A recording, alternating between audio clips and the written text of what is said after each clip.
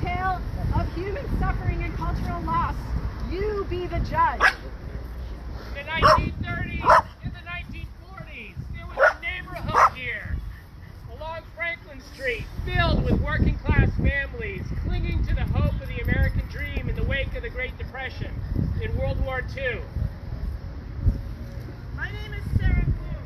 I grew up right over there with my siblings, Charles and Etta, in the house at 30 Quincy Street. I was born here in Maine.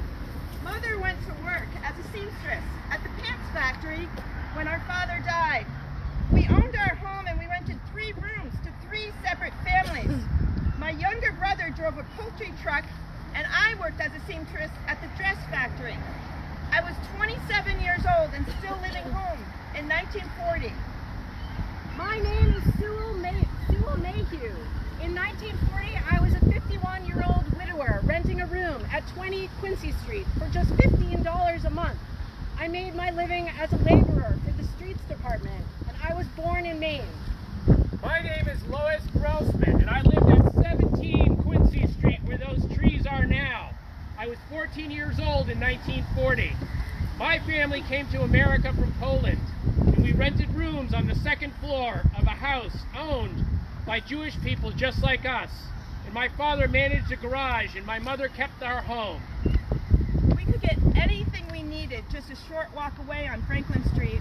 There were 3 bakeries. One we went to for their bread, another for their pastries, and a third that was pretty good at both. Dude, I bet one of those is my butchers, grandmother's bakery. tailors, shoemakers, even a kosher restaurant. My name is Dan Darling. I was a hotel cook in 1940. My wife Catherine worked as a seamstress at the same dress factory. I was born in Massachusetts. Our daughter Sylvia was 3 years old when we rented the upper floor at 26 Quincy Street. The buildings on Quincy Street had mostly been built as single-family homes. They were among the oldest in the city, having survived the Great Fire of 1866. But many were later converted into tenements to house the working-class families. In the 1950s, Portland city planners decided to clear out the tenement housing, which they deemed unsafe and unsanitary.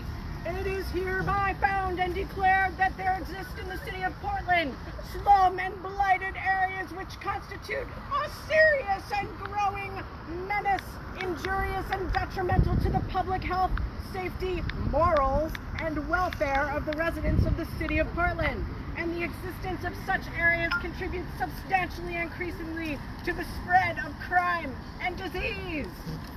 The Slum Clearance Act of 1956 gave Portland license to demolish these homes along Franklin Street. For 50 years, Portland bulldozed its own working-class housing stock to make way for a new expressway. Boo! 845 families were displaced in this phase of urban renewal. Such areas contribute an economic and social liability, substantially impair the growth of said city of Portland, and this menace is beyond remedy and control solely by police power and the operations of private enterprise. By the end of the 1960s, Franklin Arterial was finally completed, bringing more cars from the suburbs into the heart, but draining away the very lifeblood of our city's families. A complete accounting for the lost housing in Portland has never been done. But today, our most acute crisis is a housing shortage. We say it is a manufactured crisis by the rich against the poor. You're right. By the privileged against the oppressed. By capitalists against the working class, who are our foundation. The Franklin Arterial Project destroyed Quincy Street, along with many other similar streets around it. The families who lived there were driven away like vermin. But this was just one phase of a much larger depopulation that continues to this day. Yeah. So where is Quincy Street? Well, it's under those trees, but it's also right here, right now. We are Quincy Street. We are Quincy Street! We are Quincy Street. We are Quincy Street. We are Quincy Street. What do we need? Housing. When do we want it? Now! Yesterday. Funny little background to that story. My Jewish grandmother actually had a bakery up here, and coincidentally, it burned down 3 times before they retired, and I don't believe it was an accident. Hearing that wouldn't surprise me at all if someone burnt their bakery down so they could build something else. I never even knew that. Thank you, guys. That's a great history lesson. You are the reason we're here today. I plan on it, George. Don't you worry. We got you covered. Prepared. Thank you, Jen.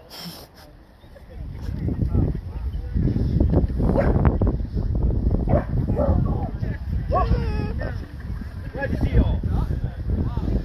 I'd like to lead this off with a quote. The homeless people's suffering belongs to amusement of our political order under a game over the right of marginalized group being transformed into citizens for merely punishment and humiliation. The public space protection orders, that's something in Great Britain at the time, is a penalty over one's conditioned suffering. It is a fine over the disempowered for being disempowered. This act allows power to fragment the homeless into subhumans, punishable for the state of their misery. Bruno de Oliveira wrote that. Good afternoon, friends and neighbors. I'm Eric Brand. Thank you all for being here. Today we're here to strike a blow to end homelessness. Let me tell you, being homeless sucks moose cow. Yeah, it does. I've been homeless, and I'm still only one step away from returning to being homeless. Many The other idea brother. of having that happen again is the look we get at. Now imagine, if you will, how the homeless people here in Portland feel, given the number of dignities we face daily. Dignities, what the hell am I talking about? The homeless are being treated extremely well, right? No. Wrong! They live in the woods. We live every day in conditions which many, even here, would call atrocious. Whether we sleep on the sidewalks or in the parks, because we have quite literally no other place to go. Or we face bureaucratic bullshit, which we can do nothing about, save to comply like children. Bullshit like completely restrictive rules, which are enforced in the most draconian manner by staff who exhibit zero empathy towards the plight of those they look after. When faced with a situation where the rules are harsh and slavishly adhering to them, or handling that same situation with a depth of humane treatment which preserves our dignity, while still helping us stay within those same rules. Which choice is commonly chosen? I'll let you guess. Now, as far from my own observations, the strictest, least human option is chosen time and time again. Couple this with selective enforcement of rules and an obvious lack of clear communication between all the staff members themselves, as well as between staff members and clients. We are not people to them. We are cattle to be shifted and monitored. This is unacceptable. We are people. We are not invisible. We have dignity. Treat us as equals. Yes. Here are a few more instances of what we go through daily. We spend most of our time in lines because resources are limited. And we have to compete among each other to obtain those same resources. Try standing in line for 2+ hours just to get one of the medical cots in the shelter, since there's one person more than there are cots. First come, first served. You don't get a cart, you don't. No. If you're a medical patient like myself in a wheelchair, you show up late, you sleep on the floor.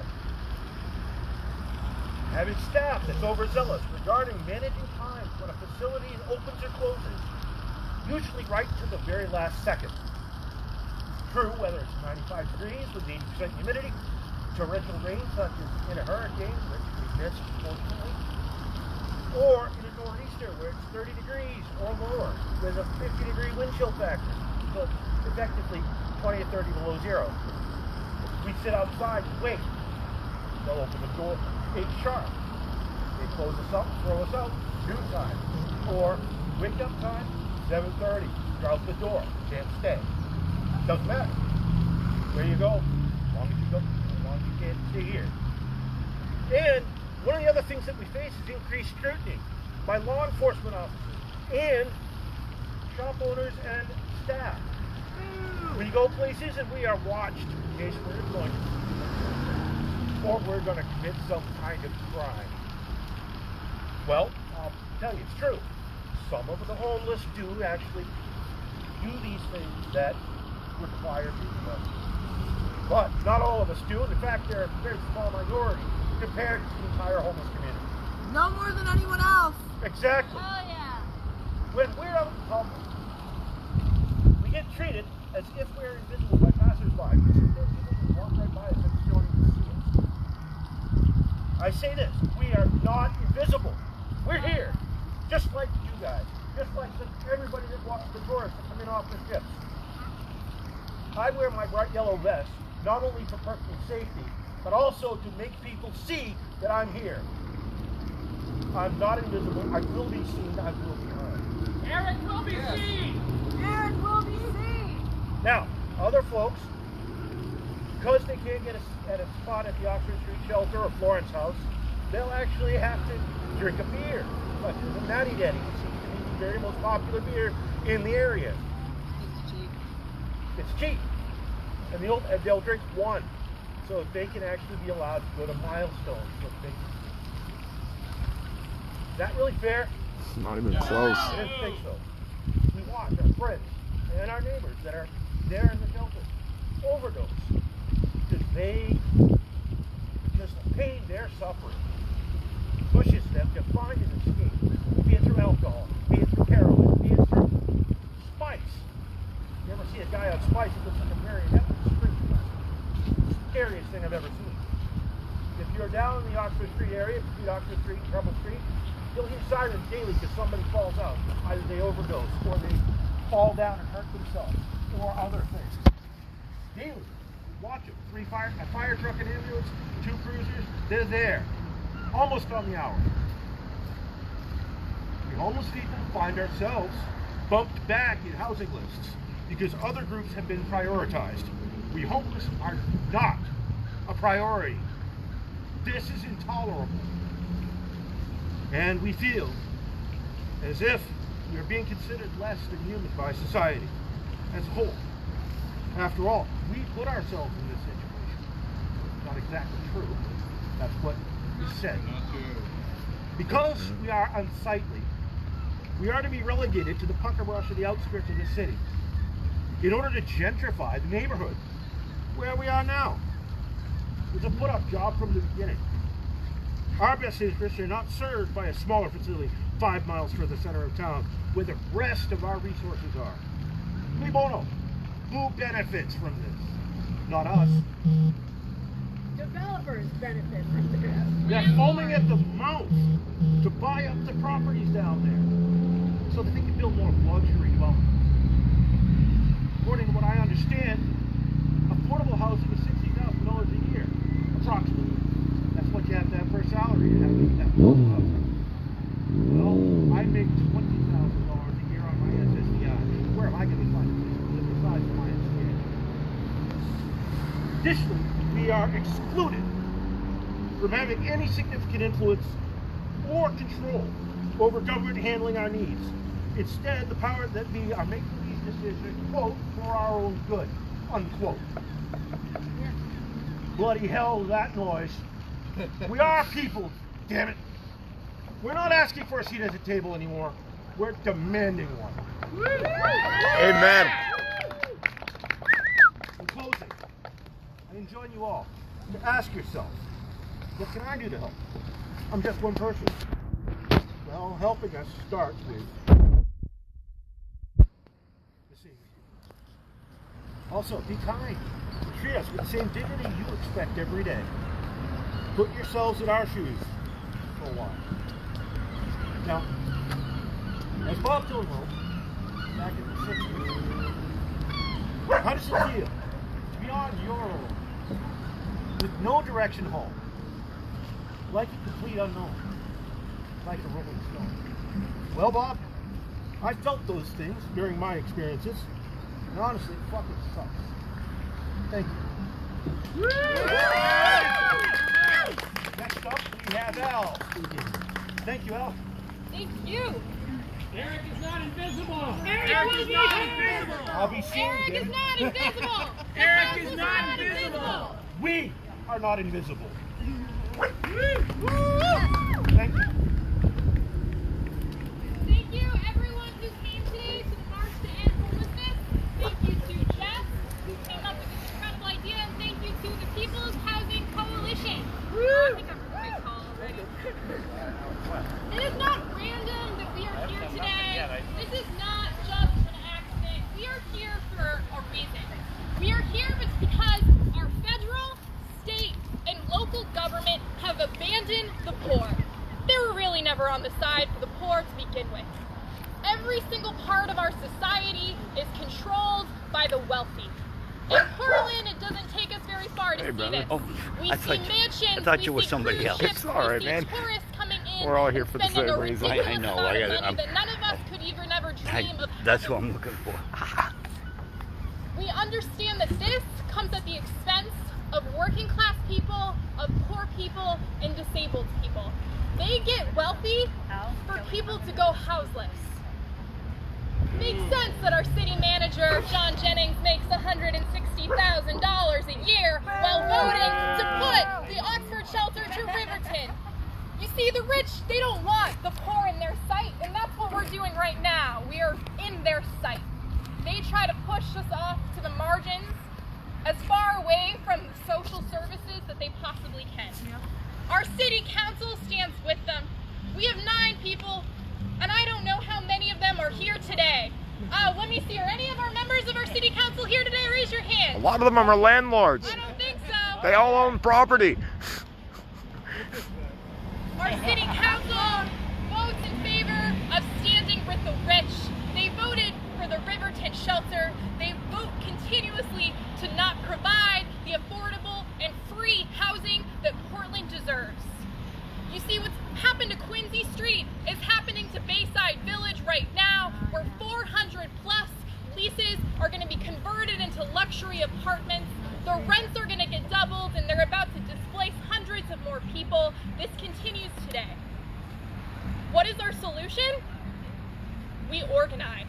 The only thing that's going to change where we are right now is if we demand, and we demand loudly, that housing is a human right, that every single person in the city of Portland and the state of Maine deserves a safe home to go to every single night. And that is non-negotiable no matter who you are. Yes. Amen. I want to close this off with a quote from Ella Baker, who is the behind-the-scenes organizer. Aw. Amazing. Wow. Who was a behind-the-scenes organizer during the civil rights movement. This might only be a dream of mine, but I think it can be made real. We will continue to demand that housing is a human right, and everyone here needs to get involved with the People's Housing Coalition and sign up right here, because this does not end today. We will fight for every single person in Portland to get housed, and we will not stop until that is our reality. Damn straight. Amen. Next we have Kelly coming up to speak. Thank you very much, Kelly. Big things start small. Except for me, I start big anyway. Oh, we will, Devin. We're a wee little one at some point. My name is Kelly. I'm an activist, an artist, a writer. I'm a Buddhist. I'm differently abled. I'm a single parent. I am a mother. And I am tired. I am tired of living on the edge of homelessness. I am tired of being a housing refugee. I believe myself and my son have the right to safe and affordable housing. Hell yeah. But there is none to be found in this city. Not for me, or the many others like me who continue to be marginalized by systemized apathy, the devaluation of people, the oppression of those most vulnerable. tired of being at the mercy of power, of representatives who forget the voices of the invisible and the marginalized, of property owners who are unscrupulous. I am tired of people who are willing to do no more than profit. I am tired of the parasitic feeding upon the misery of the vulnerable and the oppressed. The sale of Bayside Village Apartments has woken us up. It was the last available low-barrier, low-income housing in this city. That sale was made without the knowledge of the hundreds of people who will be displaced, new Mainers, disabled, the ill, previously homeless, students, families, black and brown peoples. Hundreds of people will be displaced. Another Quincy Street. Hundreds have nowhere to go. Their lives will be disrupted, their children at risk, and their troubles and worries will grow exponentially. At a time when almost half of Americans do not have $400 for an emergency expense, we are, as a society, at risk. At a time when the average American has one go-to person, we are isolated, disenfranchised, and suffering. Yeah, we are. Yeah, we are. If we have an average of one person to go to, it means that many have none. We are at risk. We are survivors of trauma, homelessness, poverty, illness, and lack of support, lack of tools, health care. We are here because we all believe that every person in our community has value. We are here today because we believe every person has the right to shelter, clean air, clean water, and food. We believe we need better quality of life. We just need the tools to get there. I am incredibly grateful, inspired, and blessed to be part of this group of people speaking up. We are veterans of life. Today is about showing the city that we have a voice. Today is about building solidarity and growing the power of the people. We are here today to demand a seat at the table, a plan for every person they would like to displace, everyone who's on the streets, everyone who is at a risk. Demand that our representatives do their jobs, call out the profiteers, and honorably serve the people. We demand systems and representatives who prioritize all peoples over profit. We demand housing for all. Woo! Thank you, Kelly. Well, so again, as was mentioned earlier, none of this would have happened except for our wonderful organizer who I actually have become friends with, and I can see myself working. It's Jess.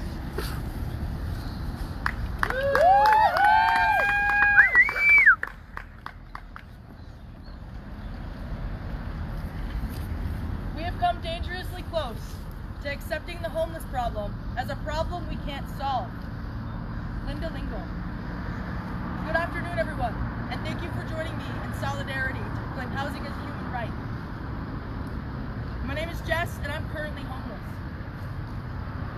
Let me first say, everybody deserves a place to lay their head at night and feel secure.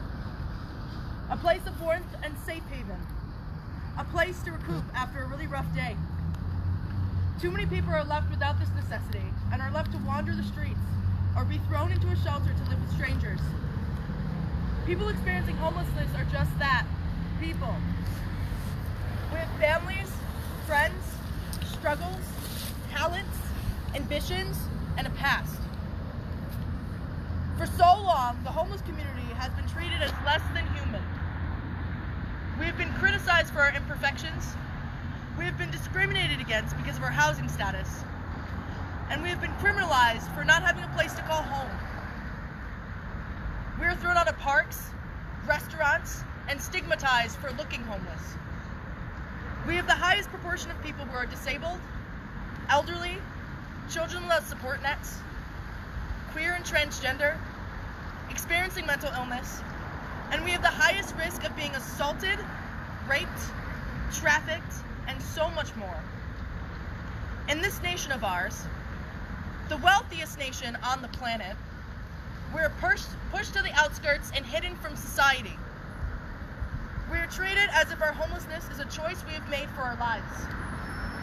I'm here to say, homelessness is not a choice. It's a lack of options, a lack of tools, a lack of support system, a lack of resources, and a lack of political will. During the 34th annual edition of the Habitat of Humanity's Carter Work Project, a home building blitz led by President Carter and his wife Rosalind, President Carter voiced his opinion on the topic. A lot of people don't voice housing as a human right, but it is. When he was asked why he believes housing is a human right, when so many people today think of it as a commodity to be bought and sold and traded for profit, he replied, "I don't see how a family can enjoy other human rights like freedom of expression, freedom of speech, freedom of religion, the right to vote, if they live in disreputable places of which they are ashamed and makes their family lower their standards and moral values."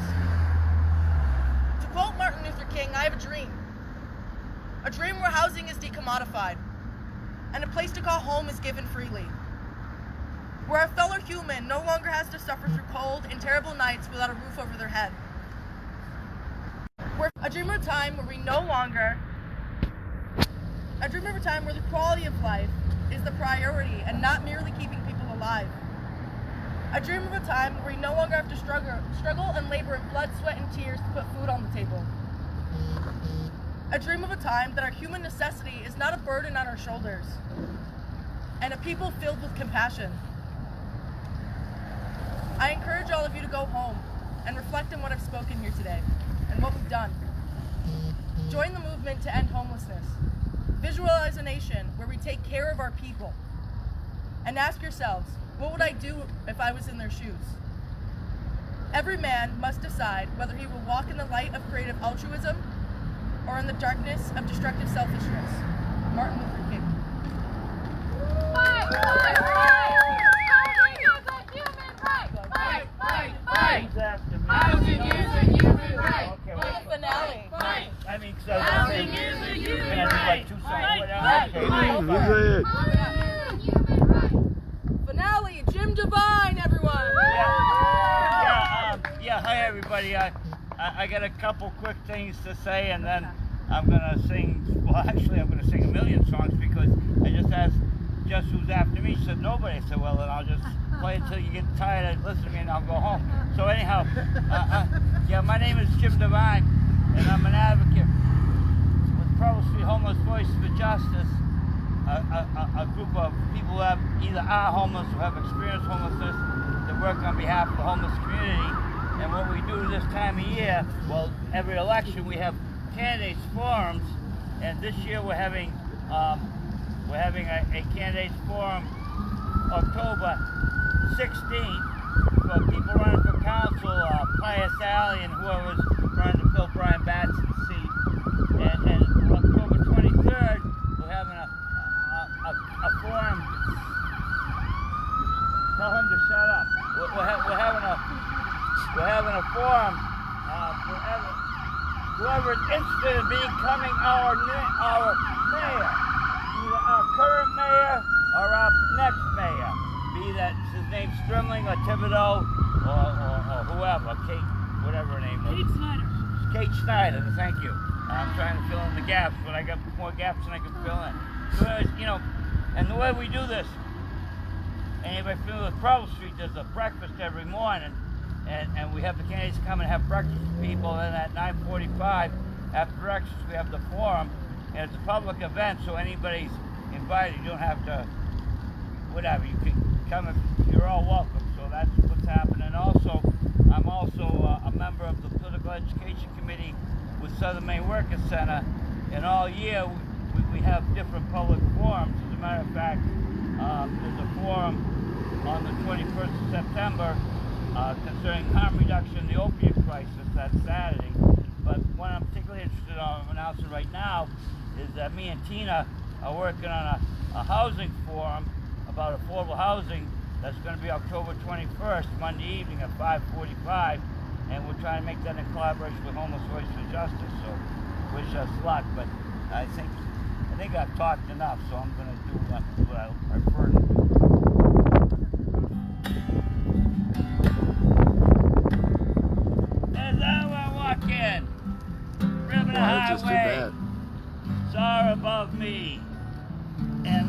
highway, I saw below me Golden Valley.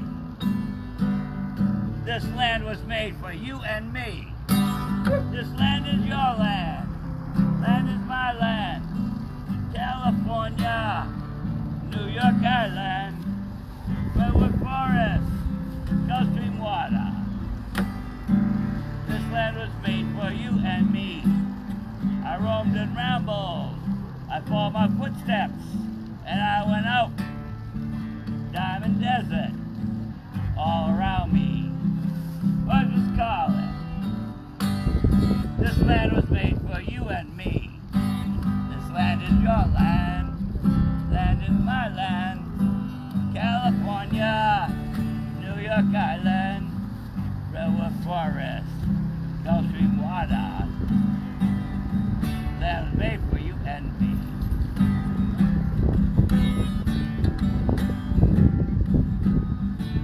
Don't you know they're talking a revolution? Sounds like a whisper. People everywhere talking a revolution. Oh, they're waiting in the welfare line.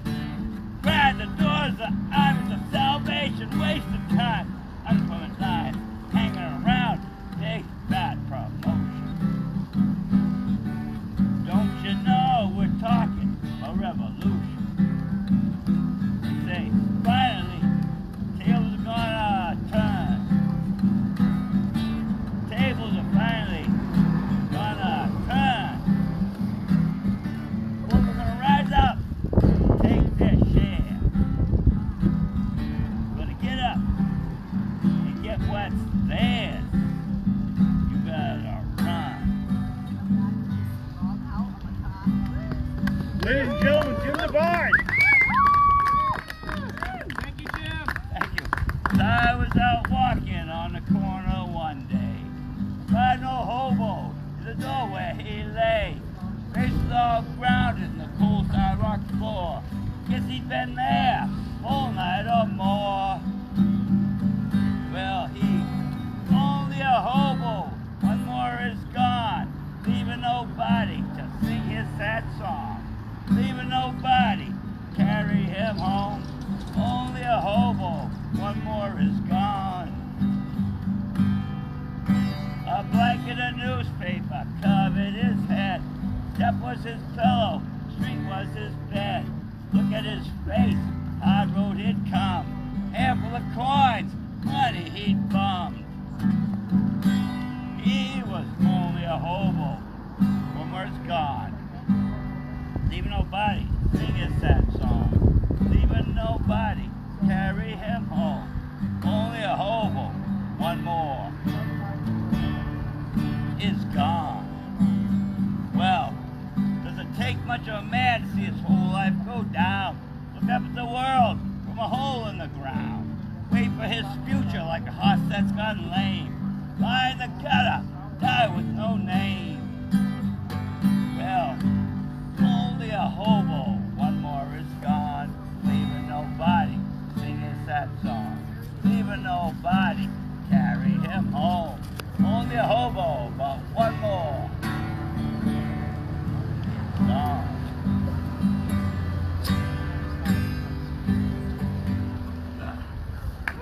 Thank you, Jim. Thank you. I like the fact that I don't have to worry about curtain call. Open mic, I like open mics, but you get 5 minutes and you got to be careful don't exceed your time. Nice job, guys. That's a lot of holding. Do the whole show. Do the whole thing. Oh, thank you. Someday we'll cross the bridge. Someday we'll see. I can lean on you and you can put your weight on me. Every man will get a chance to be what he wants to be. Every woman will look at her child and know he's growing up free. The sun will shine again. We'll make it around that bend. I'll walk with you, 'cause you're my friend.